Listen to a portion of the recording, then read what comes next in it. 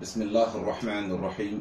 अस्सलामु अलैकुम वरहमतुल्लाहि वबरकातुह। मैं Saud Pawne Heera group investors members association Pune की एक्शन कमेटी का प्रेसिडेंट होने के नाते तमाम कंप्लेंट करने वालों को एक बहुत ज़रूरी बात बताना चाहूँगा। सबसे पहली बात, ये कोई पॉन्जी स्कीम नहीं है। मैं आपको थोड़ा इस बात का खुलासा करना चाहूँगा। पॉन्जी स्कीम वाले इतनी देर तक रुकते नहीं है। वो अपना, उनको पहले ही अंदाजा लग जाता है, वो अपना सब कुछ समेट कर निकल जाते हैं, हिंदुस्तान से भाग जाते हैं।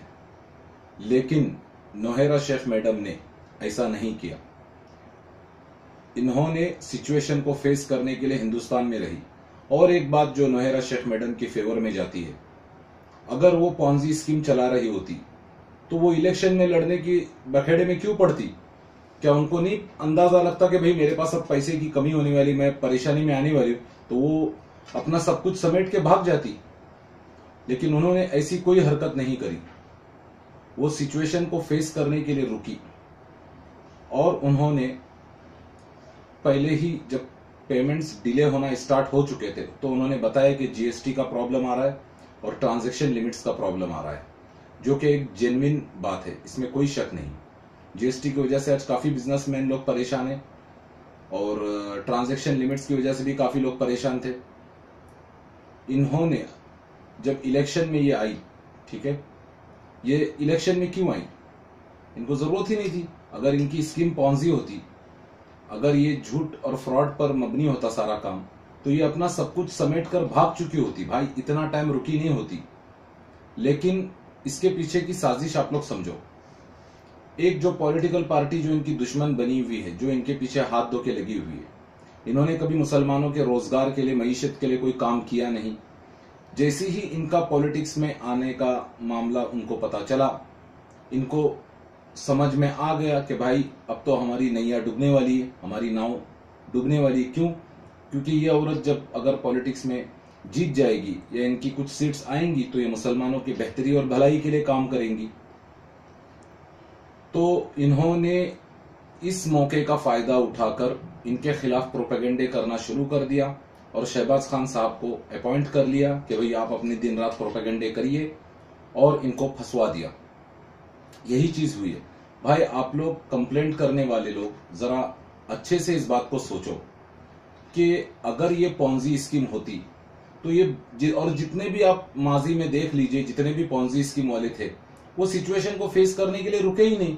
वो किसी भी मुल्क में बहुत पहले ही भाग चुके होते। भाई वो इतनी देर इतनी सिचुएशन फेस करने के लिए क्यों रुकते? वो इलेक्शन में लड़ने के लिए क्यों खड़ी होती?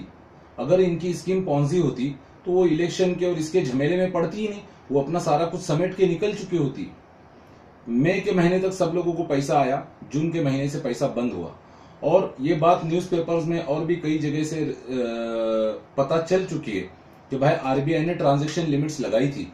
बल्क में ट्रांजैक्शंस करने के लिए प्रॉब्लम आ रही थी, क्योंकि इनकी ट्रांजैक्शंस लाखों लोगों को अरबों खरबों के अमाउंट्स इनको ट्रांसफर करने होते थे, जो ये नहीं कर पाई। और इनके अरेस्ट होने के दूसरे ही दिन वो लिमिट ट्रांजैक्शंस की जो थी वो हट गई, इसके 1 या 2 दिन बाद। और फिर इनके ऊपर एफआईआर की वजह से इनके अकाउंट्स डीफ्रीज हो गए। तो मुझे बताइए ये कहां से पैसा देगी? जब अकाउंट ही डीफ्रीज होंगे तो वो पैसा कहां से देंगी? मैं अभी भी कह रहा हूं कि आप लोगों को, आप लोग समझिए, आप लोगों का इस्तेमाल किया जा रहा है। एक गंदी साजिश के लिए आप लोगों का इस्तेमाल किया जा रहा है। भाई ये कोई पॉन्जी स्कीम वगैरह कुछ भी नहीं है। इनको सिर्फ झूठे एलिगेशंस लगाकर फंसवाया गया है। आप लोग इस बात को समझिए और अपने कंप्लेंट्स वापस ले लीजिए। और मैं एक बात यहाँ पर और बता रहा हूँ, कल को जब इंशाल्लाह नोहेरा शेख मैडम की, जो कि बहुत जल्द इनकी हम लोग पिटीशन डालने वाले हैं और इनकी बेल हो जाएगी इंशाल्लाह, और इनके अकाउंट्स भी डीफ्रीज हो जाएंगे, उसके बाद जितने भी कंप्लेंट करने वाले हैं, अगर उनके ऊपर डिफेमेशन का केस लग गया तो आप लोग ये सोचिए कि कितने साल आप लोगों को लग जाएंगे।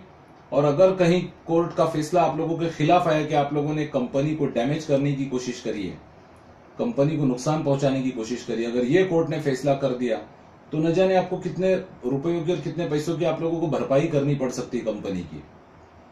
शहबाज खान साहब ने जिस तरीके की हरकत करी है इस कंपनी के खिलाफ, वो वाकई में बहुत ही काबिल मुजम्मत हरकत है। आप मुझे सोचिए, क्या कोई इतनी बड़ी बड़ी मल्टीनेशनल कंपनियां हैं, अगर उनके खिलाफ कोई इस तरह की हरकत करेगा तो क्या उनके ऊपर डिफेमेशन का केस वो कंपनी नहीं लगाएगी? पेप्सी हो गई, कोका कोला हो गया, इतनी बड़ी बड़ी जो मार्केट में ब्रांडेड कंपनीज है, अगर उनके भी खिलाफ कोई इस तरह की साजिश करेगा, अगर उनके भी खिलाफ कोई इस तरह की साजिश करेगा तो कंपनी उनके ऊपर भी डिफेमेशन का केस लगाएगी, जो कंपनी का हक है।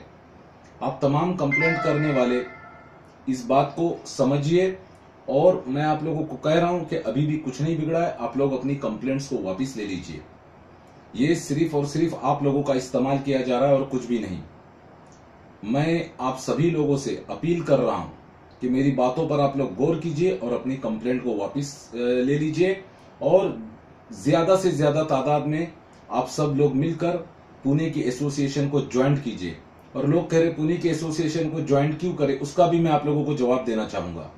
पुणे की एसोसिएशन हम इन्वेस्टरों की यूनियन है, हम इन्वेस्टरों की एसोसिएशन है जो इन्वेस्टरों ने बनाई है। ये हम इन्वेस्टरों की ताकत है आज भी और आने वाले वक्त में भी, ताकि कल को भी कोई बातिल ताकत हमारी इस कंपनी को नुकसान ना पहुंचा सके।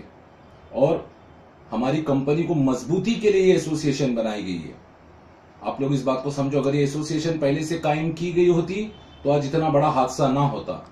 और ये एसोसिएशन हमारी बहन नुहैरा शेख के हक के लिए खड़ी की गई है, और हमें पूरी पूरी उम्मीद है इंशाअल्लाह हमारी एसोसिएशन की मेहनत रंग लाएंगी और नुहैरा शेख मैडम बहुत जल्द बाहर आ जाएंगे और उनके अकाउंट्स भी डीफ्रीज हो जाएंगे।